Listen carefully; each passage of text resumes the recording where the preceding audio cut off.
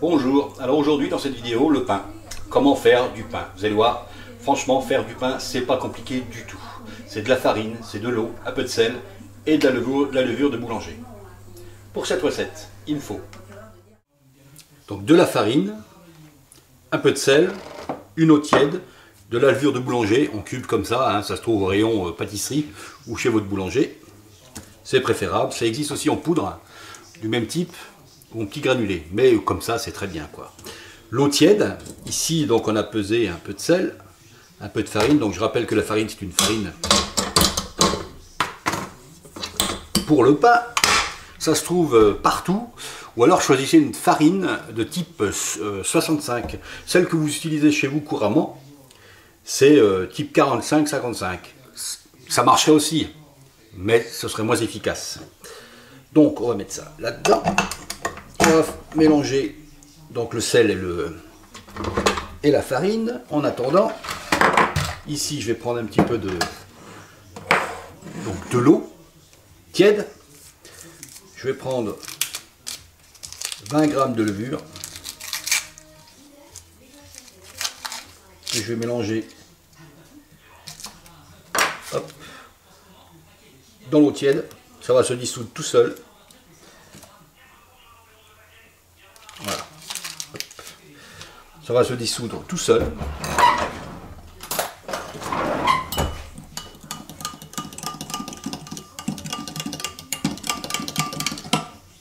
Il faudra aussi ou une plaque de cuisson, ou alors comme moi ici là j'ai un petit moule à pain. Vous voyez, hop. S'il a un revêtement anti-adhérent, il n'y a pas besoin de mettre cette plaque anti-adhérente dessus. Allez, on mélange ça. 2 minutes pour mélanger le sel. Ensuite, lorsque notre levure est bien dissoute, hop, on ajoute l'eau. Première vitesse, hein, pas trop vite.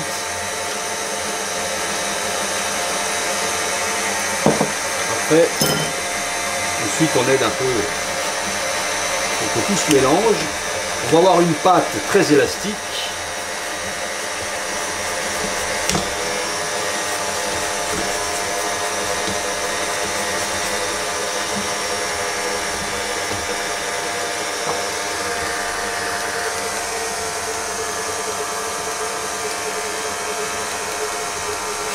Et on mélange tout ça jusqu'à obtention d'une pâte élastique.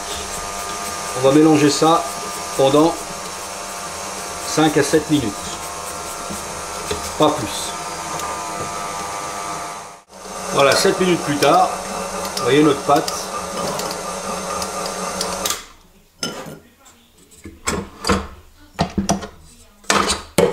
Voilà, notre pâte est élastique. On voit bien. Est-ce qu'on voit bien? Ouais, on voit bien. Voilà, c'est un gros morceau d'élastique. Cette pâte, on va la laisser reposer une demi-heure.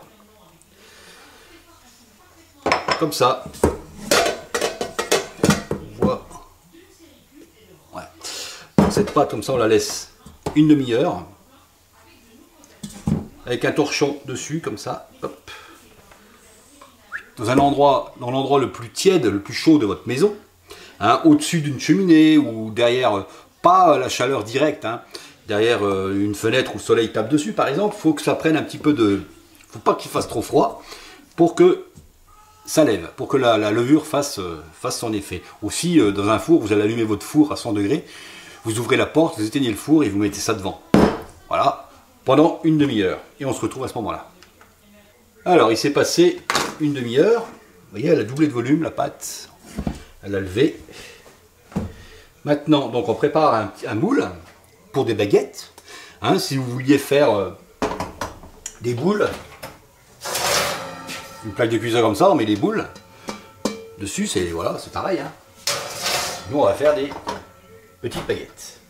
Alors, on met un petit peu de farine comme ça là sur le plan de travail, pour pas que ça colle. On prend donc cette pâte. Là, j'ai à peu près 250 g de pâte, 500 g de pâte, pardon. Et donc on va faire, qu'est-ce qu'on va faire? Je vais en faire 2. Donc on va partager en 2. Donc je vais faire 2 pâtons. Si on aurait voulu faire des boules, donc on prenait la partie comme ça, une partie comme ça, et on pince comme ça, et on recouvre comme ça. Pour les boules, hop, vous voyez, comme ça, on met au centre, voilà. On retourne et on forme la boule. Une boule, vous voyez, une boule de pain. Voilà, nous, c'est pas ce qui nous intéresse. Moi, je vais faire comme des baguettes. Donc j'ai mon moule ici. Je vais prendre mon gabarit quand même, faut pas que ce soit quand même plus grand que... Donc ici j'ai du silipate, un revêtement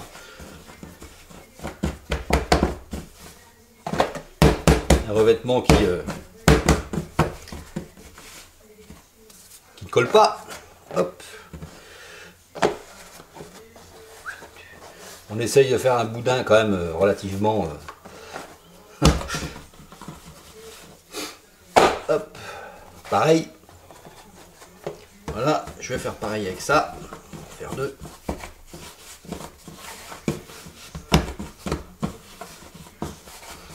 Et là, on va laisser reposer de nouveau. Je vais faire 2 petites baguettes, tiens. Hop, il me reste 2 encoches. On va faire de nouveau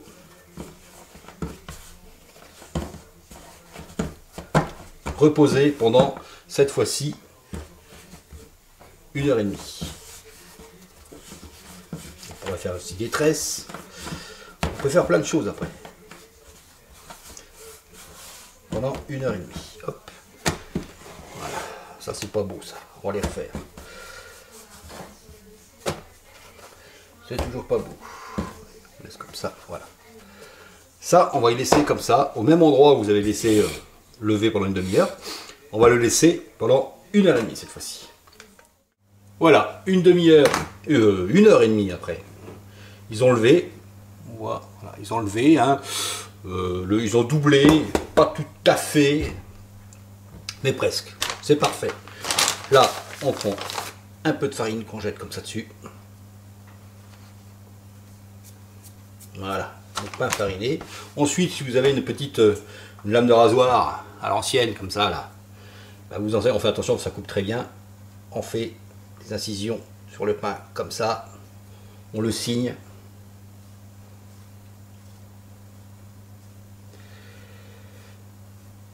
Ensuite, vous avez fait préchauffer votre four à 230 degrés, ça va y rester 20 minutes. On va y jeter, si vous n'avez pas un four vapeur, tout le monde n'a pas des fours vapeur à la maison, on va jeter 30 centilitres d'eau, je vais vous montrer comment. Si j'arrive à descendre la caméra, ouais, j'y arrive, on va redresser ça. Voilà.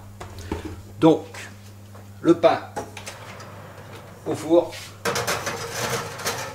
Vous avez une lèche frite en bas, ici. Hein, dans tous les fours, il y a une lèche frite. On met un minute d'eau, on ferme, on n'ouvre pas avant 20 minutes. On vérifie que le pain cuise correctement. Et quand il a une bonne dorure, dans 20 minutes, je pense, on le sort. Alors voilà. Là, il s'est passé un peu plus de 20 minutes. Et voilà mon pain. 20 minutes. Donc, ça fait 24 minutes plus tard. Voilà. Et là, il est cuit. Hein. Il a une belle couleur. Il est cuit. Alors, on le laisse un petit peu... on peut le laisser sur le silipate, comme ça. Ou on le laisse sur les grilles. Les grilles comme ça, il refroidit un petit peu. Quoi. Hein, voilà. Bon, bah allez, hein. À vous. Hein. Vous avez vu que le pain, faire du pain, c'est pas compliqué. Bon, c'est très chaud, faites attention, je vous le montre. Et il est magnifique ce pain. Et on peut essayer avec plein d'autres farines. L'important dans votre pain, c'est le plus important, c'est la farine, la qualité de votre farine. Si vous avez, vous habitez dans une région où peut-être vous avez des fermes à côté qui font parfois leur farine, et ben pourquoi pas essayer avec les farines du coin. Ça peut faire des pains super, hein. Faut essayer. Allez, je mets les photos à vous.